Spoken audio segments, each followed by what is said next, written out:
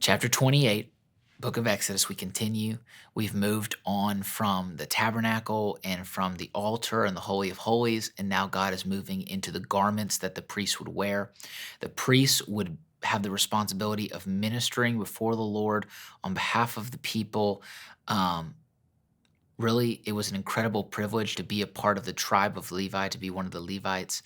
And God is very specific on how he wants his priests to act, behave, to serve, as well as what to wear. He goes into great detail and he shares it with us. So we're going to learn about it today. Verse 1. Have Aaron your brother brought to you from among the Israelites, along with his sons Nadab and Abihu, Eleazar and Ithamar, so they may serve me as priests. Make sacred garments for your brother Aaron to give him dignity and honor. So these sacred garments were to give him dignity and honor, basically to make him distinct from among the people, so that when people see him, they know that there's something different about him. There's something distinct about him. What's interesting is the Bible says, I believe it's in the book of Revelation, chapter 5, it says that we are kings and priests before Almighty God and that we will rule and reign in the earth. As Christians, there's something that should be distinct about us. We're to come out from among them and be separate. There should be something different about you and me as Christians. We're priests. We're called to be ministers of the gospel. Verse 3. Tell all the skilled workers to whom I have given wisdom in such matters that they are to make garments for Aaron for his consecration, so he may serve me as priest. These are the garments they are to make: a breastpiece, an ephod, a robe, a woven tunic, a turban, and a sash. They are to make these sacred garments for your brother Aaron his son, so that they may serve me as priests. Have them use gold and blue, purple and scarlet yarn, and fine linen. Then he begins to talk about the ephod. Make the ephod of gold and of blue, purple, and scarlet yarn, and of finely twisted linen, the work of skilled hands. It is to have 2 shoulder pieces attached to 2 of its corners so it can be fastened. It's something that they would wear and fasten to themselves. It's skillfully woven waistband, talking about what would be around their waist, and we can have a picture of an ephod as well so that you can see what one would look like. One of the Jewish ephods that the priests would wear, there's pictures of it on the internet, and it says it was finely twisted linen. Take 2 onyx stones. Here comes the stones that he alluded to many chapters before when he asked for specific things. There were some onyx stones that he asked for. Take 2 onyx stones and engrave on them the names of the sons of Israel in the order of their birth. 6 names on one stone and the remaining 6 on the other.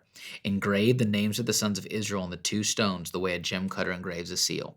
Then mount the stones in gold filigree settings and fasten them on the shoulders, the shoulder pieces of the ephod. This is significant, as memorial stones for the sons of Israel.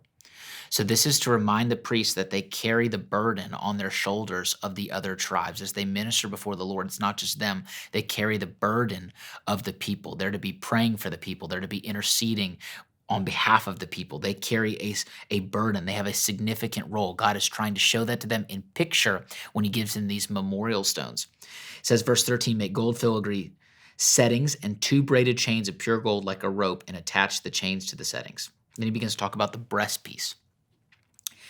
Fashion a breastpiece for making decisions, the work of skilled hands. Make it like the ephod, of gold and of blue, purple, and scarlet yarn, and of finely twisted linen.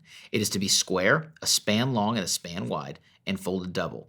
Then mount 4 rows of precious stones on it. The first row shall be carnelian, chrysolite, and beryl. And if you're wondering what those are, I have no idea. The second row shall be turquoise, know that color, lapis lazuli, that's like a blue sapphire, and emerald. The third row shall be jacinth, agate, and amethyst. The fourth row shall be topaz, onyx, and jasper. Mount them in gold filigree settings. There are to be 12 stones, 1 for each of the names of the sons of Israel, each engraved like a seal with the name of one of the 12 tribes. For the breastpiece, make braided chains of pure gold like a rope. Make 2 gold rings for it and fasten them to 2 corners of the breastpiece. Fasten the 2 gold chains to the rings at the corners of the breastpiece and the other ends of the chains to the 2 settings, attaching them to the shoulder pieces of the ephod at the front. Make 2 gold rings and attach them to the other 2 corners of the breastpiece on the inside edge next to the ephod. Make 2 more gold rings and attach them to the bottom of the shoulder pieces on the front of the ephod, close to the seam just above the waistband of the ephod. The rings of the breastpiece are to be tied to the rings of the ephod with blue cord, connecting it to the waistband so that the breastpiece will not swing out from the ephod. I don't know if you can imagine this in your mind. It's hard for me. Again, as I mentioned, as you're watching this right now, you'll see the picture, but we're going to go back and we're going to add a picture of what this would look like so that you can have a visual understanding. But basically, the example that I give in my mind to better understand is I think of like a uniform when you have a military uniform. I'm reminded of, I believe it's the Marines. They have this very fine uniform, this very intricate uniform. When they have the white top hat and the swords, and they have different tassels and different things. It's very detailed and specific. It looks crisp. It looks clean. Basically, God is saying, I want these uniforms, if you will, that the priests are wearing to be specific and detailed. I want them to represent me well as they represent the people. Verse 29, whenever Aaron enters the holy place, okay, he's talking about the holy place, not the most holy place, he will bear the names of the sons of Israel over his heart on the breastpiece of decision as a continuing memorial before the Lord. Also put the Urim and the Thummim in the breastpiece, so that they may be over Aaron's heart whenever he enters the presence of the Lord. Thus Aaron will always bear the means of making decisions for the Israelites over his heart before the Lord. Again, God's saying there's a picture. I want him to wear it on his shoulders. I want him to wear things over his heart so that he remembers the weight that he carries, so that he has the right heart, so that he remembers my heart. God is doing things specifically in picture to teach us the significance of what we carry in the heart that we should have. Verse 31, the other priestly garments. Make the robe of the ephod entirely of blue cloth with an opening for the head in its center. There shall be a woven edge like a collar around this opening so that it will not tear. Make pomegranates of blue, purple, and scarlet yarn around the hem of the robe with gold bells between them. The gold bells and the pomegranates are to alternate around the hem of the robe. Aaron must wear it when he ministers. The sound of the bells will be heard when he enters the holy place before the Lord, when he comes out, so that he will not die. Interesting. We will learn at later times that they had to be clean, and there were certain things that had to be done, and that if someone entered into the most holy place and they were unclean or they weren't supposed to be there, the presence of God, and they would die.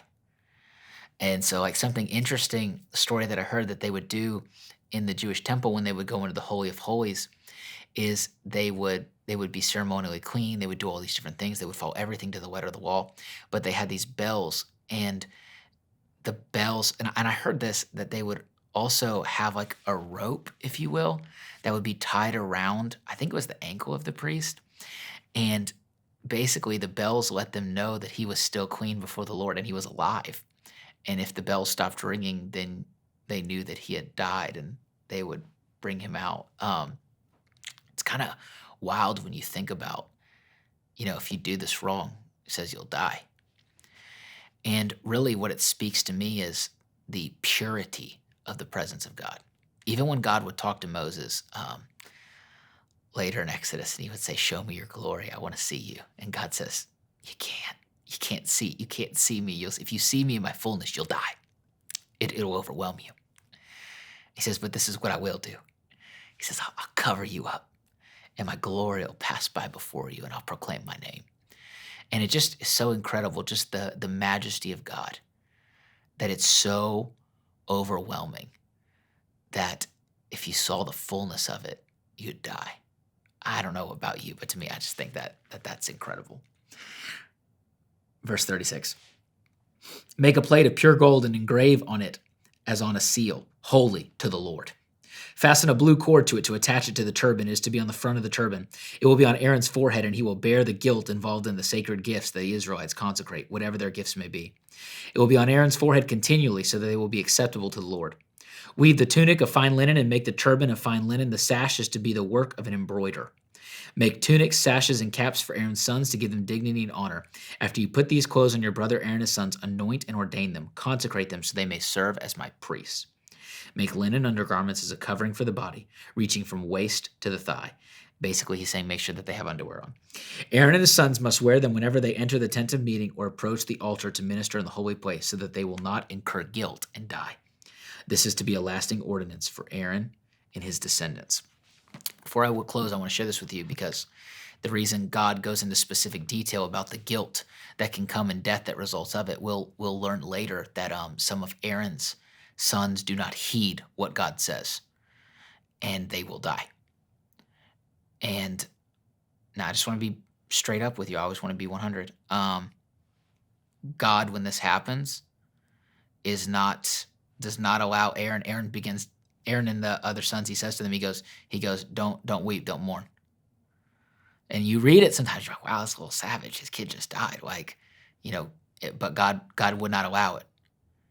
He said, I told you specifically what to do. I gave you a position of honor. I entrusted you with something great. There's a great expectation of you. You did something wrong before the people, and because of it, it cost them their very life. And he says to Aaron and his sons, he says, do not weep, do not mourn, do not show any type of remorse to make the people feel like I did something unjust. What happened to them was just. And it says that Aaron held his peace. And it's a really interesting story. I'll dive into it deeper when we learn about it later. But God goes into great specificity. And it's important that we learn this because he gives consequences for when we don't follow the specificity. And so I believe even more importantly, we need to be intentional or diligent to do what God asks of us. I believe the Bible uses this phrase in the New Testament. It talks about being diligent to enter into his rest. And you hear that and you're like, it doesn't even make sense. How can I be diligent and rest at the same time? It's understanding that I want to be intentional to rest in the Lord and to rest in his ways. And when I'm intentional to do things God's way, my soul is at rest because I find rest in my relationship with Christ. Hope that makes sense to you. Be blessed today.